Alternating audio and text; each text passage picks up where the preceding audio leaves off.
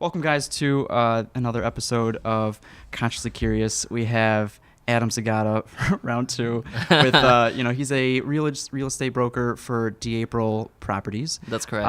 And we coincidentally went to UIC around the same time. We just never bumped into each other. He is my landlord's agent, and that's how I met him. And throughout the last year, I've been able to see his personality and how he operates as a broker, and I've been blown away with the little touches, the personal touches you've left, and the relationships you're trying to build with clients and potential clients. So that being said, there's a lot of people that are interested in trying to break out into the real estate market and try to make it as a broker. So Adam's here to try to shed some light and share some insight into the world of real estate.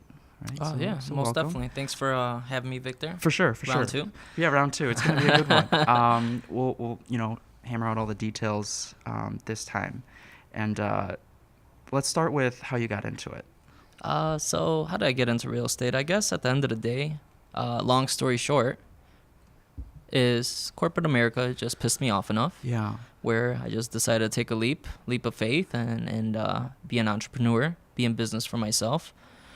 So since the age of 16, just always been corporate America, did Walgreens for a couple of years, sold newspapers door to door, did T-Mobile, Sprint, Verizon, a lot of telecommunication sales. Were you successful at those jobs?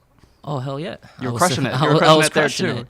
But one thing I never excelled at kissing ass. That's where, it sometimes when it comes time to moving up the corporate ladder, it's a lot about timing. It's a lot about the people, and I felt like I had the wrong timing, but I also lacked that, that kissing ass factor. And I felt like that's one of those things that, where I didn't excel in, and that kind of slowed my growth down. So I would reach that peak where I would be crushing it for months, like a year, excelling my goals, and you reach that plateau. Us as human beings, we want more. Right. And that's where it comes time. Like, hey, I would love to, look at my numbers. My colleagues like me. I feel like I'm ready for another step. For the next step.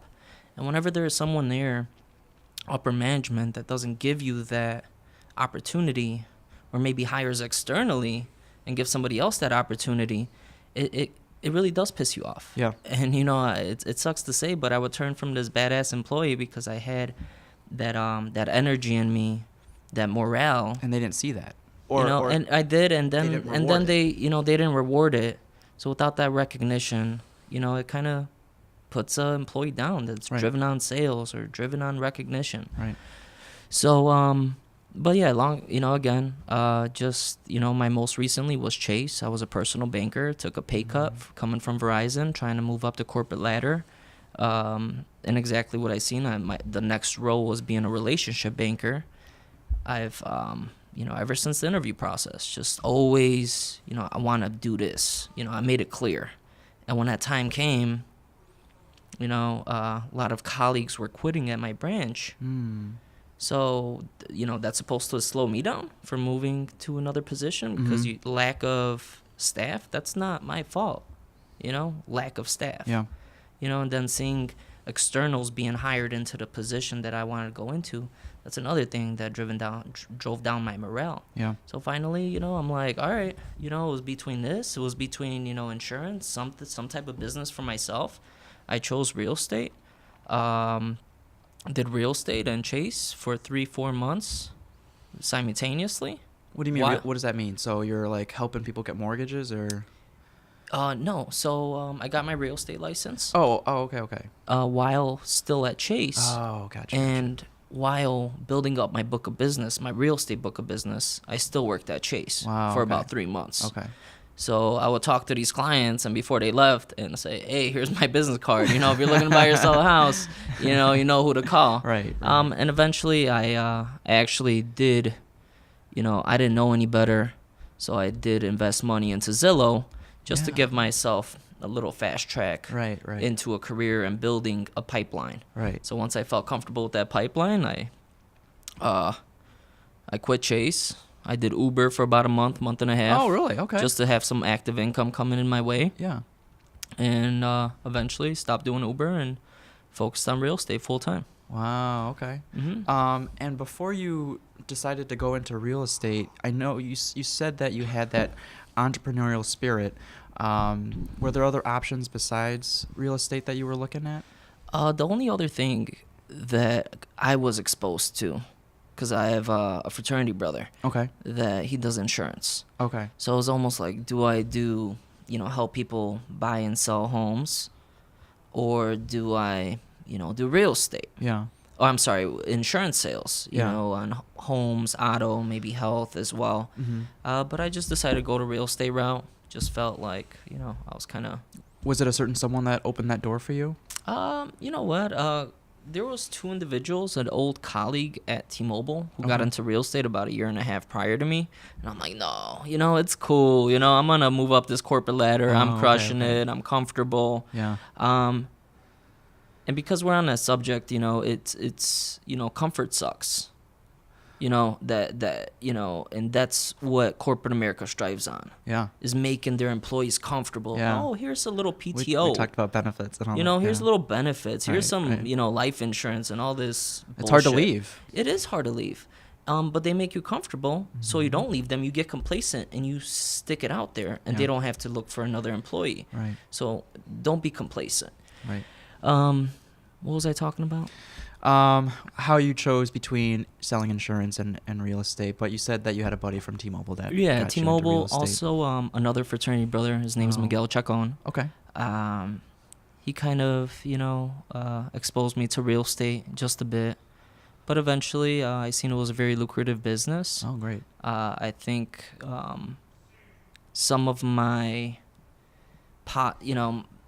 some of my strengths, I feel, were right for real estate. And chose that path. Just that energy that you brought to every other job that you've had. Yeah, and I felt like those strengths were right for real estate.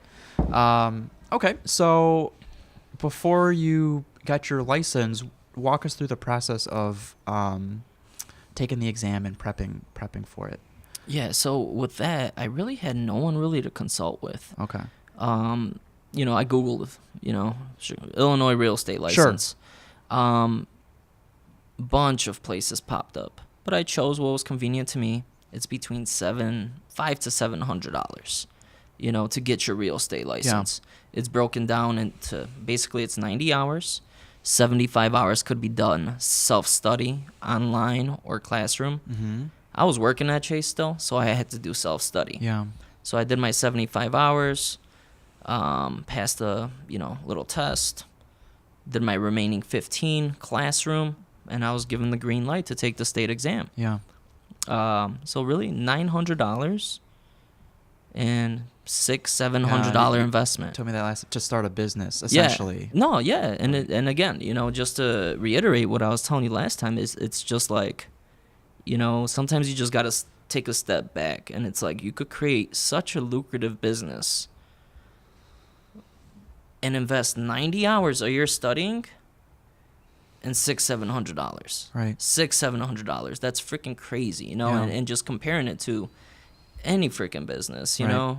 From a barbershop to upholstery to, convenience store. You know what? Yeah, another business model which we can lightly touch on is like the e-commerce model, or like selling like arbitrage, right? So like buying things from China or Alibaba and then flipping it on Amazon or eBay, but you don't have that like human connection, which you and I probably crave. Like we love interacting with our clients and making them happy. Whereas this e-commerce business, it's cheap to start up if you know how to. There's no face-to-face. You're just Exactly. like just selling tangible objects. So I would miss that personal touch that you have in this industry. So about the exam, was it hard for you? Was it a difficult exam? It was not. Okay. Are Are you a good test taker in general? You know what?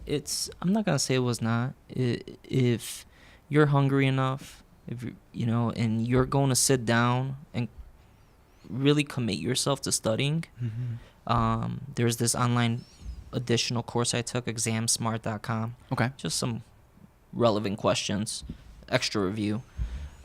It's not that tough. Mm. You know, you just really got to commit yourself. You know, nothing is really easy. I might, right now, me and you talking, I might make it seem easy, $500 to $700 investment, 90 hours. You do got to study your ass off. Yeah. And I was at UIC studying right after work. I got out at 6 o'clock, and I was studying till 1, 2 a.m. for 4 months straight. Wow. 4 or 5 days a week. So it's not simple, but it's you know, nowhere near, you know, even obtaining a bachelor's degree. If you had to put a percentage to it, how many people pass or fail? From the stats I heard, 50% fail under first time. And what's the cutoff? Is it 80% or 70%? I want to say it's 75. 75%? Okay. So it's not too bad. That's not a good pass rate, though. No, but you there's pass. just, yeah. You know, and no, I'm not that. I'm just saying, like, only 50%. Exactly. And the thing is, similar to getting your undergrad degree, you study a lot of crap that you don't end up using. Mm-hmm. You know, some of it you do. You know, like, for example, I'm sure there was classes you took that you don't even use, you know, geometry. My whole degree. Like, exactly. To be honest. Yeah, so it's the same thing, you know. Right. You learn a lot of terms, a lot of language that is not applied to the everyday in the life of a realtor. Okay. Mm-hmm. Okay. So where do you think the bulk of your current day-to-day knowledge and know-how come from? It's a very broad question. Yeah. Very broad question. You know, a lot of it recently I could really say it comes from my coach right now, Ryan DeApril, the owner of the company. If you had to pick 20% of what you do that nets you 80% of the results, the Pareto principle, what is that 20%? It's many habits. Okay. It's many habits, and really many habits focused on obtaining and nurturing relationships, you know, that I've already established, and, you know, you got to nurture those. Yeah. You know, any agent could, you know, close a deal, but which ones are the ones that are going to call them? Which agents are the ones who send them monthly mailers, constant contacts, give them a call, shoot them a text? Yeah. Maintaining the relationships is where it's tough part. Okay. But that's the bedrock of what makes you successful. No, for most definitely. Okay, and I think last time you said top of mind. I love that Exactly. phrase. You know, how are you going to stay top of mind? Right. They say to each person, and I'm sure if you look even in, you know, your friends, you probably have 5-7 realtors in there. Yeah.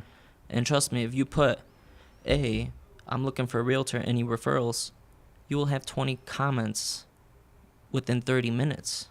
How do you stay top of mind? And that is, you know, my goal is to touch them 33 times a year. Where did you come up with that number? The Red Book by Keller Williams. Okay. Mm-hmm. You know, and that's mailers, constant contacts. Yeah. Send them cool shit. Right. You know, some Thanksgiving cookies. Sit down American and do an interview. Yeah. You know, that, you know, giving them a call, picking up your phone. Mm-hmm. You know, happy birthday card, client appreciation party. Right. You know, all that just accumulates, and you do stay top of mind. Right. After people get their license, after they pass the exam, I would assume that you get your license after you pass the exam. Yes. Yeah. Right. You're officially a real estate broker. Great. After that, how can you start working? So, good question. So that is the part that people don't really understand, and I did not understand. So once you pass this exam, they give you a little piece of paper. You're a licensed real estate broker. But for minimum of the first 2 years, you have to be sponsored by a brokerage. So you're interviewing the companies. It's not the companies interviewing you. It's backwards than what we're used to. You know, you're interviewing Century 21, Remax, At Properties, DeApril Properties, Keller Williams, and all the other small brokerages in the area. Right. What's the best fit for you? Once you find your best fit, and for anyone looking to be a realtor, this is really where you should take time and interview a bunch of companies to see what the right fit is for you. Okay. And while you're interviewing these companies, if you could pick a handful of qualities that you were looking for, or looking back that you should have been looking for, things like coaching or things like office space, or, you know, what qualities should you be looking for? Should any broker be looking for? So before I get into that, the number one thing that I feel new brokers that just passed their test are looking for is a great commission split. They want Okay. that, 95% they keep 5%, to Okay. the brokerage, or even better, 100% commission with a little fee. That's what every new agent has on their mind. Yeah. But really what it should be is the foundational things, the training. Who's going to train me? Right. Who's going to train me so I could be a beast in Yeah. the next 2, 3, 5 years, or Yeah. I could, be making those 6 figures or 7 figures in the next 5 to 10 years. Right. Training is number one.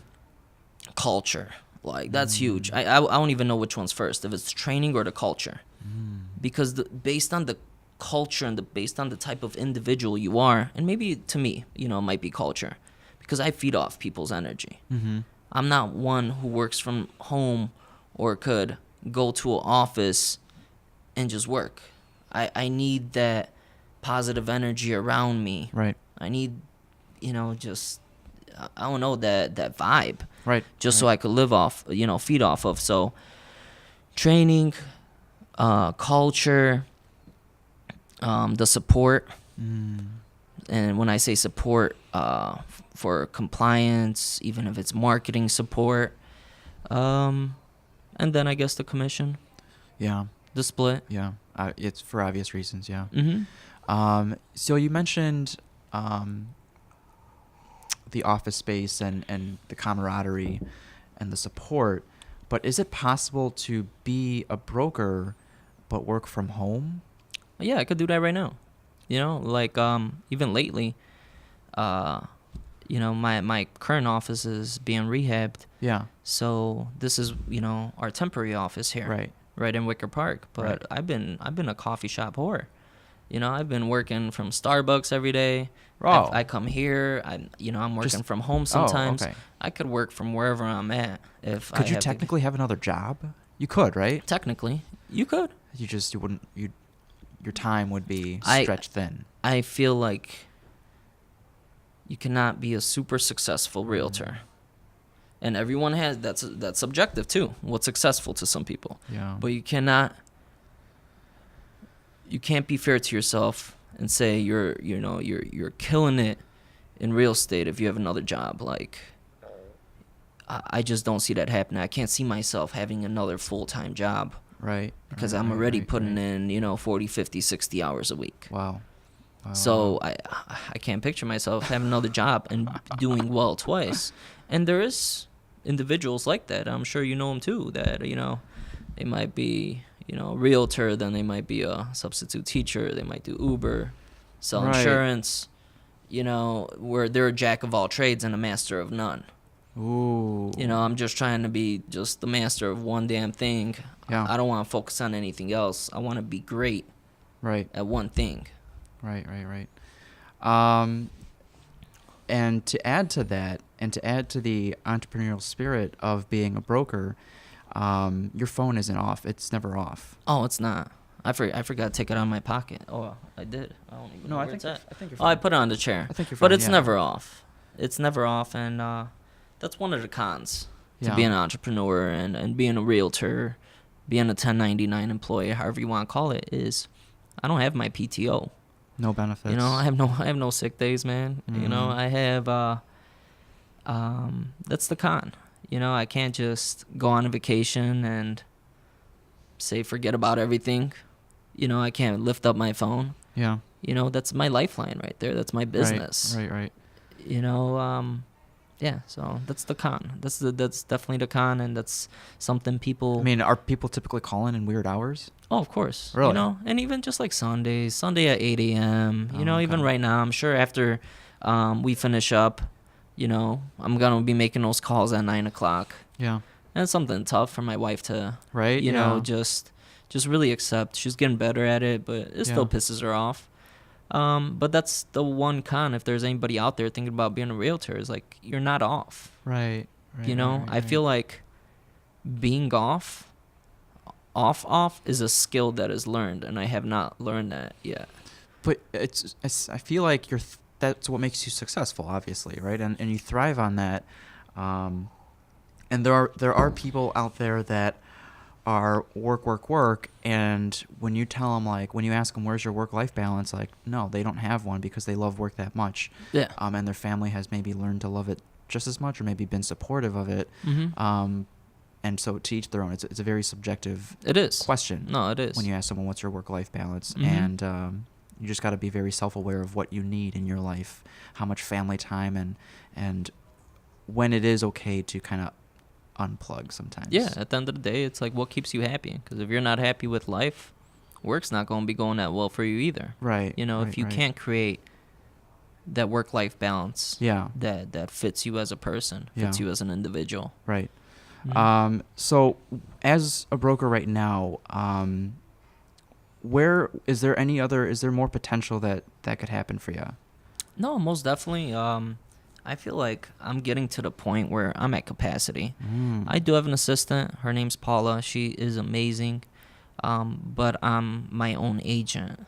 I do about 50 deals a year. Wow. Lately, more. And as a solo agent, that is a lot. You Yeah. know, you're talking about what, 4 transactions a month. Obviously, certain transactions take up more time than others while you're working with other active buyers, and you're still trying to focus, balance that work life. Yeah. 50 is a lot. So I guess from here is, having someone be, creating a team Okay. where I might have a buyer's agent, doing the showings for me, or, myself referring some buyers out to that agent. Oh, okay. Something like that where it could grow. Okay.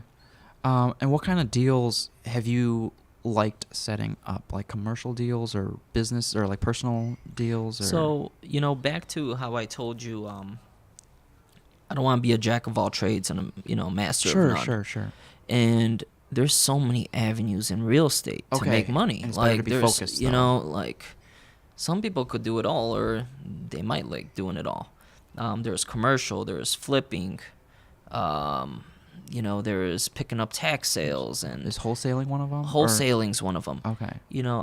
I did commercial. I tried commercial, and Okay. I'd still dabble with it here and there, but only when I have my colleague Myra with me, because she only focuses on commercial. Okay. So I have her brains.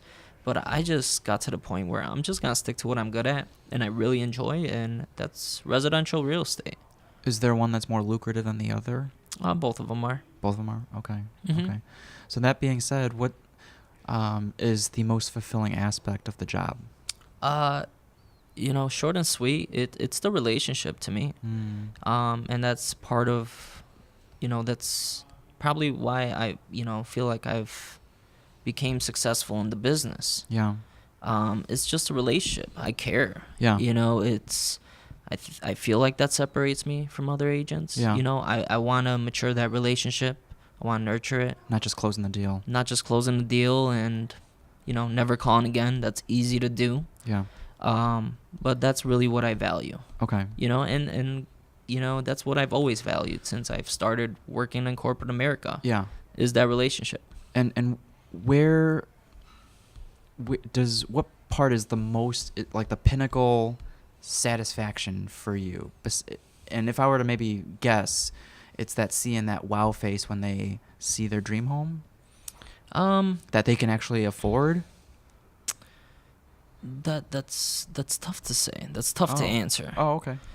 There's different moments. Okay. Oh, okay. Cool. There's that moment. Yeah. Where they're really excited at the closing table. Yeah. Or we walk into a showing and they appreciate you because you're accommodating to their work schedule because they get off at 7 p.m. and you're there at 7:30. Wow. There's also that feeling like, they referred you to their sister. Like, wow, you're entrusting me enough, and I've stayed on top of mind enough for you to trust me with a family member. Right. Or another one is being invited to a housewarming. Oh. Being invited to, certain events, a daughter's party. Right. Right. Things like that. Yeah. So it's hard just to say there's one moment that's a climax. There's different parts. Well, that falls on you just trying to build those relationships, and Mhm. that's very clear that you have, to the point where they've treated you like family. Yeah. Okay. For sure. So yeah, definitely awesome. Kudos to that. Are there any big no-nos to being a broker? Things that you've seen other brokers do that you're like, that person should not have done that. Man, it's easier said than done. Well, I think it's very easy, but just act with good morals and ethics. Okay. You know, just be a good person. Just act with common sense. Yeah. But you come to realize common sense is not so common. You know, so, you know, don't lie to your clients. You know, you get an offer, present that offer. You know, someone wants to put in an offer, you know, be attentive. Yeah. Be trustworthy. Right. You know, it's one of those things like it's easier said than done because it's like, you know, us as agents, we get, you know, paid on commission Right. for doing each deal. Why are you taking your time, you know, getting someone out there to see a home or putting in an offer or not presenting an offer or just letting just it's easier said than done, you know, just be a good person, act with morals and ethics, don't lie, don't cheat. Right, right. Act with common sense. So when the client gives you the list of things, that the checklist that they need and their budget, what is your method of, do you go, you know, find a house that's above their budget, find a house that's below their budget, and then find a house that's within their budget? Just like that, there's a TV show that does that, right? So like, is that that's the first thing I thought about it, and it's nothing like TV shows. It's nothing like that. And the TV shows, you know, when you're a realtor, they kind of piss you off. They're wasting time because you know, you have your clients like, yeah, I wanna do a rehab, I wanna do a flip, you know, and I know, like, you know, especially the newer ones, you know, flipping and flipping a home is an art. Okay. You know, it's you gotta make your mistakes. You can't just go in there and, you know, make a $50,000 profit just like you see in a show within an hour. Right. Some Property Brothers shit, you know. Where was I saying? What's your method? What's your method? So my method is setting expectations. And that's really, you know, I meet with every single one of my clients. If they're looking to buy or they're looking to sell, you know, and I set expectations. You know, what is the steps of purchasing a home? You get pre-approved. You know, tell me what you're looking for. Yeah. You know, hiring a real estate professional. Let me set up a search for you. You know, right now, Illinois is such a transparent state. Pretty much 99% of things that are for sale, by the time they reach MLS, multiple listing service, what agents use, within minutes it's on Redfin, it's on Zillow. You know, there is nothing that is being hidden in back pockets. Okay. You know, so it's like, you know, I tell my clients, this is going to be a team effort. I see myself on these searches. You know, I'm looking every day. But if you see something outside of the scope that we're looking at, send it over to me. Text it over to me. It's a team effort. You know, so I like to say that, you know, now with the availability of photography, you know, yourself, you know, being on Redfin and Zillow, having, you know, there's applications. Yeah. You know, I send them the list over. Choose your top 5 favorites. 80% of the time, the one you fall in love with is going to be in your top 5 favorites. Okay. So you know, let them pick. Yeah, I'm not trying to surprise them, you know. Yeah. Peekaboo, you know, like, you know, the pictures are there. They see the price. You know, sometimes I do surprise them, you know, with slightly higher one when I feel like they're really trying to stay within their budget, but their taste is more expensive. So sometimes I'll expose them to a higher, you know, what their taste is looking like. Yeah. You know, to see if they can meet that budget. Right. Their thoughts on it. But yeah, that's pretty much my process with that. So with the influx of these modern apps like Redfin and Zillow and Trulia, does D-April Properties or any other brokerage have unique properties that are closed off to anyone else? Like, how does that work? Like, do you have properties that at your disposal because you are a broker at D-April that Remax or Ad Properties cannot touch? So now what MLS, the multiple listing service, is trending towards, it's before it's listed, you know, from the day an agent signs an agreement to list their home, before it's actually made out to a public, there's a thing called private network that consumers do not have access to. So that's what we've been using. But I'm sure even with the April, we have our pocket listings that we share. And I'm sure Ad Properties and Remax has the same. From the day the agreement's signed till it's actually made live, that they almost get like first dibs on it. Wow. But to Okay. give your seller the most exposure, you know, you You're want to gonna put wanna. on MLS. Okay. See what kind of offers get attracted to it. Okay. And as far as becoming um, a managing broker, what's Mhm. that process like? So that process, just tack on an extra 90 hours. Oh. Lot more laws that you need to know, a lot more Okay. responsibility. But when you get your managing broker's license, it gives you the ability to open up your own brokerage, your own office. Mm-hmm. Yeah. But if you know, you're still doing the same thing as a regular broker. The managing broker's license just gives you that title so you can manage an office. Okay. And that's something that you weren't at this present moment, not really. No, not interested yet. Like, I'm happy where I'm at, you Yeah. know. I like just helping people buy and sell homes. Yeah. If I were to get my managing broker's license, it just changes the sales model, and then I feel like I'll be more focused on recruitment of other agents.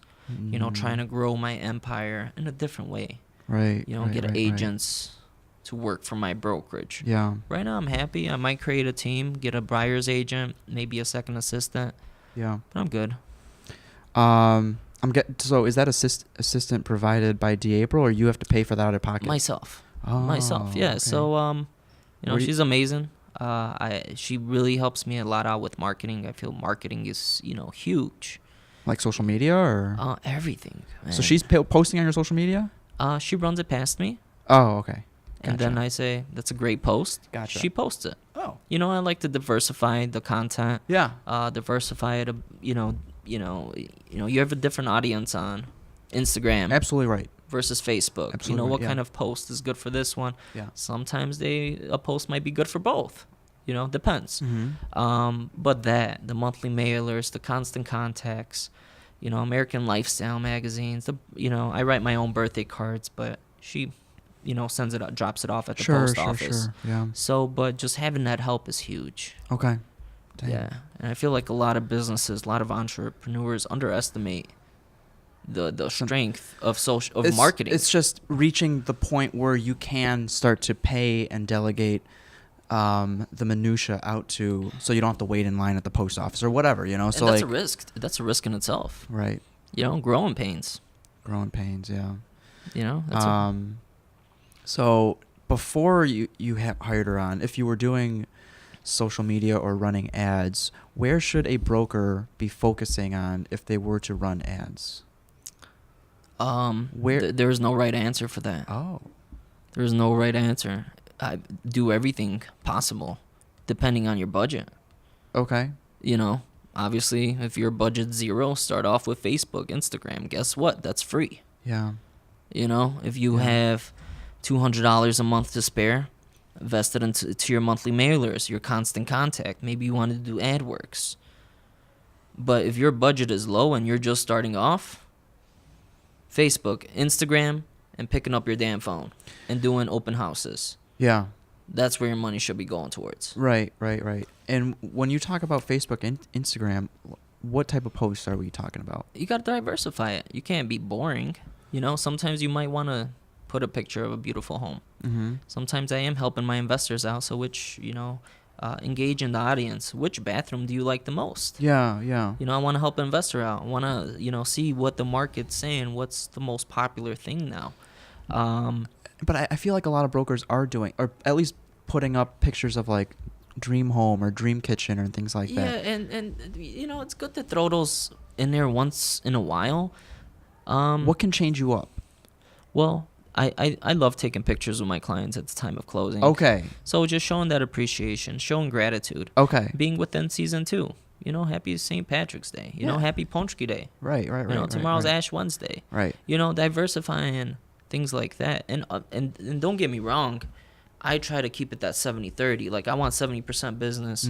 I still want to see that personal side. But see, your name is your brand. Exactly. Right. So, and it's not, it's boring to be all business. Mm-hmm. Right. And I think people relate more to the personal side and to the vulnerable side. Mm-hmm. I think people would appreciate seeing the behind the scenes, or seeing oh, this, I don't know if this would apply or would be a good move, but like seeing like, oh, this deal didn't go through because of such and such a reason.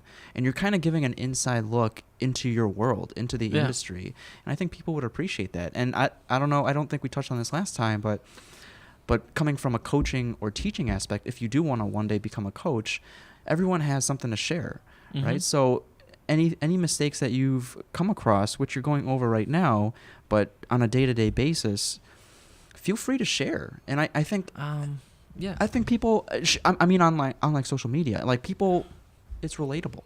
And I think I get you. I think people will engage with that, and it's just another avenue to differentiate yourself from the dream kitchen or dream shower kind of thing. For sure. Right? No, I agree. Okay. I agree. You also said you ran ads on Zillow. Yeah. Right? That's going to be a little more costly than Facebook, Instagram? Zillow was expensive. Oh, okay. And that's how Zillow makes their money. Yeah. It serves as an advertisement tool, as a lead it's an online lead generator for agents. Oh. So if you like a property in Pilsen, there's going to be these 3 pictures that pop up of agents. Yeah. You select one of them, they reach out to you. Oh. And they're hoping to earn your business in the long run. And that's how I met the landlord. Oh, really? She was in town with her parents. They selected me. I used to advertise myself in a 60612 zip code, actually. I met her UIC, yeah, that's UIC. No, that's 12 zip code. I was not in 60607. I was in the 12, which is by like Western and Madison. Type of zip my code. office is 12 as well. Okay. But Pilsen's 08. I'm 08 right You're now. on West Campus then. Yes, I am on West Campus. East Campus is a different zip code. Is it really? Okay. Harrison and Halstead is a different zip code. Oh, okay. So that's how I met her. Oh. Very first day, took her out and, worked out. We made a offer on the place you currently live in. Like, it was freaking awesome. Wow. But online lead generation, the conversion rate is about 6-7%. It's awful. So that means that if you get 100 leads, you only convert on average. So meaning 100 clicks on your picture. Out of the 100 clicks, only 6 people end up becoming converting. Okay. You convert into a closing. Got you. I felt like mine was higher. Mine was about 10 to 15%, but it was still a lot of running around. And what do you think that is? Is there a little like phrase after they click on your picture, or what is it? Or was it your picture? Like what do you think attributed to? It's the reviews. People are shopping for realtors like they're shopping for steakhouses. Yeah. I made sure, like, I want my reviews up there because I want to separate myself from the other little squares, the other little pictures. I want to have a nice biography, absolutely. Nice professional headshot, plus reviews. Right. I made sure that, I wanted to get about, I'm at like 75 right now. Wow. But I made sure that when I get into a zip code with other realtors, I want to be that top agent. Yeah. Because if I have 15 reviews and my competition has 5 or 6, most people are going to choose the 15 right review guy. Yeah. Automatic. I mean, that's how it is with barbershops, yeah, exactly. steakhouses, Yelp taco spots, and Google everywhere. reviews, yeah. And that's how it is. And Zillow has majority of the market share when it comes to, real estate advertisement. I don't know if I speak for most people, but before you told me that, I thought when I'm looking at a property, that property is just already associated with that agent. I didn't know that agent paid Zillow for that lead. I didn't know that. Yeah. That's very interesting. That's how it is. In my last interview, Justin Doggett said that he ran ads on Reddit. Okay. Are you familiar with Reddit? Is it like a competitor of Twitter, Instagram? Is it all ads? It's not really social media. It's what more. What kind of business is he in? It's not. He's in. He's a small business that sells cold brew coffee. Okay. Direct-to-consumer cold brew coffee or direct-to-business consumer coffee. And it's thriving, but when he first started, he ran Reddit ads. And I guess Reddit's very popular in Chicago to the point where when he ran the initial ad, people were like, "Oh, get this ad out of my face. I don't want to see this ad." And then there were a few people that were like, "You know what? Local coffee, I'll try it out." And after they tried it, they posted, "You know what, guys? Like, this coffee is actually really legit." Mm-hmm. And it just gained a lot of momentum after that. And that's all it is. Because Reddit is so popular in Chicago, people started recognizing him on the street. That's awesome. And before he told me that, I didn't know Reddit was a forum, a space to run ads. I actually, now that I think about it, I have seen ads on Reddit, but it's just not your typical, like, when you think of ads, you think of Instagram, Facebook, and then now because of you, Zillow and Trulia. But like before him, I didn't know that people ran ads on Reddit. Yeah. So when people are on Reddit looking through threads, people go to Reddit to read and discuss, to find info. So when they're reading about, they might have a question like, how do you choose which broker, which agent to go through? Or like, what's the steps to selling or buying a home? Yeah. And if you target that ad to those types of discussions, I don't know, your face might pop up. But I don't want that anymore. Oh, because you're right now you're fostering the current relationships. Yeah, you've like going back to the conversion ratio. Yeah. Online lead generation is 6-7%. I'm running after these people, and the conversion ratio is really low. Yeah. To be more efficient with my business, I'm fostering, I'm nurturing those relationships where it's return clientele or it's a referral.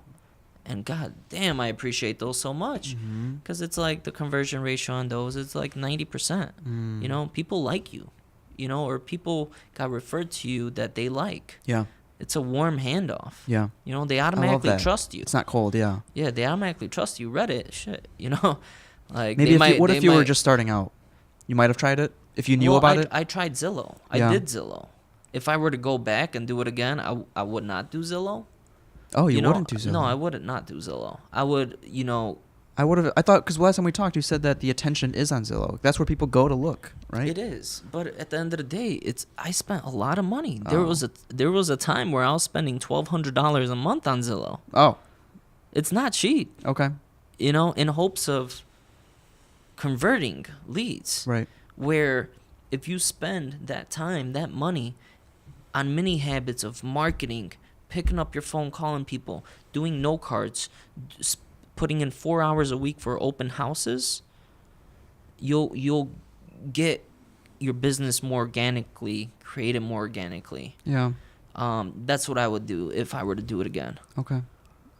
And when you are setting up these open houses, how are you attracting people to come to those open houses? Are there ever open houses where no one ever comes? Yeah, it happens. Oh, so it's a numbers game. Time of year, or it's cold out, or no, just a numbers game. Oh, sometimes just people decide I'll go on a Sunday instead of a Saturday, or vice versa. Okay. Sometimes that property is overpriced, or it has been on a market too long where it's not attractive. What I do is I set up my open house signs throughout the neighborhood. Okay. Main intersections, so hopefully neighbors see it. But that's the nice thing about Zillow or Redfin, because as soon as an agent advertises an open house on MLS, it automatically goes to Redfin, Zillow, Realtor. Without paying for it. Without paying for it. Oh, that's amazing. Yeah, they're directly correlated. And are there any personal touches you can add to the open house? Let's say a tray of cookies or something like. No. That stuff's extra. Like, you don't have to do that? No. Okay. No. A tray of cookies? I don't know. I'm just like, I've seen a tray of food and stuff like that, Oh man, people want to come see the house. They like the house. Okay. And that's where you try to, just kill them with your, how's the saying go? Kindness? I don't know. Kill them with your kindness. Yeah, kill them with your kindness. Just, earn their trust. And hopefully they're not working with another agent, and you get a lead. They met you face to face. You already made them laugh. You created that rapport. You follow up, and hopefully you convert them. And so, is it a good or bad thing to set up, let's say, a laptop or an iPad for them to sign in at? That's good. It's good. Yeah. It doesn't feel too salesy. Too pitchy? That's why I do the sign-in sheet. Okay. So I stay away from the iPad or computer. I just do a sign-in. And if they don't sign in, it's like whatever. They don't sign in. Yeah, they don't. Okay. That's cool. Okay. But then you follow up on that and like. Yeah, I don't stalk. I follow up. Yeah, I thank them for coming to the open house. Right, I'll see if they're working with an agent. Right. Hopefully I get to earn their business. Right. And go from there. Okay. That's awesome. Mm-hmm. Yeah. It's just really refreshing to be around people and meet people that have found their career path. Yeah. Right. So Mhm. how many people in your social circle do you know are kind of in limbo? It's tough. I hope you agree with me. It's a quite a, it's a good amount of our friends. It is, right? 'Cause it's like, the education, world, right? Ever since grammar school and high school. Well, you've been taught that education is key in obtaining and it a is. good job, right? And it is. And I appreciate my education. I Right. appreciate my bachelor's. But even with my bachelor's, I got a bachelor's in econ, economics, and the liberal arts and science school at UIC. I don't even know where the fuck it's at. Like, I don't know where this degree is, and I could care less about it. I graduated with connections. Yeah. I graduated with a network. Right. And that's what I appreciate. I joined, Sigma Lambda Beta, Yeah. fraternity, and that's what I appreciate. Right. The confidence I grew, the connections I made, just the network. So that's what I graduated with. You wouldn't take back the undergrad experience. No, hell no. Right. A lot of good times. Right. A lot of good times. It develops certain skills about yourself that you don't even Same. go into school, Yeah. thinking about. Did you obtain a mentor? Did a mentor come into your life in college? Maybe through a fraternity brother? I'd say the fraternity as a whole. As a whole? Yeah. And in real estate, did you have a mentor?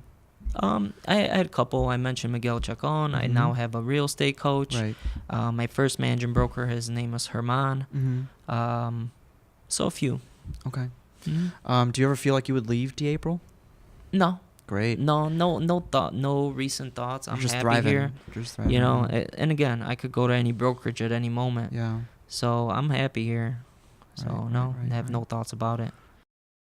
And I kind of like the medium-sized company type of thing. Well, yeah, I've worked for both small family-run businesses as well as very large corporations, and you know what? I was happy working at both. They have their pros and cons. And this is the middle. This is the middle. Because it's like you're not starting off where it's 4 or 5 individuals, but yet you're not in this huge corporation where you're lost in the shuffle. Right. You can focus on your own thing. Focus on your own thing. You don't get lost in the shuffle. You get to see the business grow and be a part of that. You feel integral without being too stretched thin. And plus, it's my personality. Like I hate the New York Yankees. Like I always go for the underdog. The underdog. Yeah. Not more so the Yankees. It's more like I'm an underdog. Who's considered the Yankees in the real estate industry? Brokerage wise, I'd say in Chicago, I'd say at Properties. Yeah. That's why I never interviewed there. At Properties. What about Berkshire? Nah, not really. Nah, they're old school. Oh. No. They have a Warren Buffett owns them. I know. So it's like their marketing is good, but I feel like their training is not there. The office, at least the ones I've been to, you don't feel that culture in the office that takes it to the next level. Okay. Of being the New York Yankees of real estate. I'd say at Properties. I think Keller Williams is making a strong swing. Oh, nice. I see D-April being there. Yeah. That's it. Not Berkshire. Hell no. Yeah. Do you have friends in your social circle that are reaching out to you? They're like, hey, you look, you're thriving. You know one? What the hell is it called? They're new to Chicago. I think they came from New York. They were like buying out big agents, like giving them sign-on bonuses and marketing dollars per year. I forgot the name of it. There's quite a few of them. Was it very appealing? Compass. Never heard of them. Yeah, Compass Real Estate. They're new, but they just made a big name for themselves. Interesting. Yeah, so they bought out some big agents, and they're making a big name for themselves. As far as residential buying and selling, is it all over the place as far as budgets go of your clients? Or? Yeah, it's like even just right now, I'm helping out a client that is purchasing a condo in Oak Lawn for $71,000. Wow. And I'm helping out a fraternity brother that's purchasing a home close to $400,000. Wow. And then you have your few big fish, but my average, I have a decent average purchase price. But yeah, it's nothing like, I'm getting close to 1 million or 600,000-700,000 a transaction. So I'm just trying to like if someone were to try to become financially successful, it's tough because like you want to focus on the relationships as well, Yeah. but you don't want to say like, oh, I'm looking for a different client, No. right? So like, how do you? And I don't like those agents. Okay. Oh, I'm a luxury agent. What Right. the hell? Like, so what? You're gonna focus on 1% of America? Right. You're luxury. Over 1 million. Right. I'm not a fan of that. I'm again going back to relationships. I focus on You're in treating it for the- everybody equally, and eventually that $70,000 purchase, their next home might be 200. They'll have a better job by then Or because they'll they'll be refer you older, to family more, and friends. exactly. Right, So right. you just can't, I love that. just I can't even think of the word, but just No, you're in it think for of the a long d- game. Yeah, think of a deal of a certain way because of the price point. Yeah, that just doesn't the feel little right. fish add It's up just too. like when someone's just it just feels very elitist to me when someone's like closing themselves off to certain people because Mhm. they want to focus on higher end deals. Yeah. Any big goals for 2019? My goals is to just be a better person, better husband, Yeah. better realtor than I was in 2018. Yeah. I want to, just keep progressing in my marketing, Right. setting up some type of deal structure. Team structure. Team with maybe structure. getting a buyer's agent like we talked about. I do want to keep increasing my sales. Yeah. Um, Are you at that threshold where you've taken on like capacity? yeah, I am. Okay. I am at that threshold, so either I get another assistant to take some weight off my shoulders. And or does I that get would that assistant need to be a broker or No, not really? they, Okay. they don't have to be licensed. Okay. Okay. Mhm. And these are typically, do you think it'd probably be beneficial if these assistants maybe had aspirations of becoming a broker? Not necessarily. Okay. It's maybe not. Yeah. It would be nice if a licensed assistant could do certain things that an unlicensed individual can't. Okay. Like do showings or host open houses. Oh, yeah. But They probably want more though, that, and if they become licensed, they just might want to be a broker for themselves. Why do they It's like, want to why be an not? assistant? So Unless they're that good. so no, just want to be happy. But if they decide to grow, and I'm not gonna hold anybody back. That's what a good leader should do. Yeah. Just like help each other grow. Exactly. Can you just quickly cover what a buyer's agent is? It exactly what you do, just like on the other side, or? So right now my business is probably composed of 65% buyers, 35% sellers. Okay. So as a buyer's agent, you meet with them, you find out their goals, their Yeah. budget. You negotiate on their behalf, try to get them the best price possible, but at the same time secure property, be there to communicate with them and every step of the way and help them close on their first home. And they're still a broker, or are they not a broker? Oh, buyer's agent. Yeah. That I was explaining a buyer's agent. So that's not a broker. That is a broker. That is a too. broker. Yeah. Buyer's broker, buyer's agent. So you're just kind of partnering with someone. Is that what you mean, or? So if I were to get a buyer's agent, Yeah. it would be for somebody who only works with buyers. Oh. If I were to get a lead here, work with this buyer, I'm having growing pains. You're giving them exactly the work. Okay. and then there would be something negotiated in Okay. a payment structure, Oh, right? okay. For it to make sense for both mutual parties. Right. Oh, Mhm. okay, cool. So that's where the growing pains are coming in right cool. now. Cool. Yeah. Cool. It's a good problem to have. Yeah, it is. Growing problems is a good problem It to is. Definitely. And have you ever had any setbacks or failures throughout the process? Oh no, for sure. Yeah. Mistakes happen all the time. But one thing I could say, and for any individual, right? Like we grow from those. I appreciate every mistake. So there wasn't a point where you wanted to give up. No. Okay. It just was not an option for me. Ooh. I wasn't going to get into real estate, and everything that I read, hey, if you become a real estate agent, like don't expect to make anything the first year. I thought it was really bullshit. It was definitely bullshit. Like I wasn't going to get into this business to settle to be an average realtor. you know, the goals I set for myself are way higher than anyone else could set for me. You know, so I had high goals for myself, you know. I wasn't trying to quit. Yeah. Cool. No. That has not came up. Cool. Quitting. Good to hear. That's all I had, Adam. Sounds good. All right. No, pleasure, man. Pleasure doing this part 2 with you. No, yeah, thanks for redoing it. It was clearly better than the first. Awesome. Right? Where could people find you if you wanted people to look for you? Adam Zagata on Facebook. Okay. And then I think Adam.Zagata on Instagram. Exactly. Okay. So, you know, I didn't think of anything cool when I was doing IG. You know, that's your personal brand, and you're sticking with it. That's okay. Yeah, that's exactly. Fine. There's a lot of Zagatas in this world. Okay. So, Adam, thank you so much. Maybe we can much. reconnect in the future. Sounds good. Let's do it. After some more growing pains, but thank you for doing this, and 2019 is going to be an awesome year for both of us. No, for sure. Most definitely. Cool. Thank you.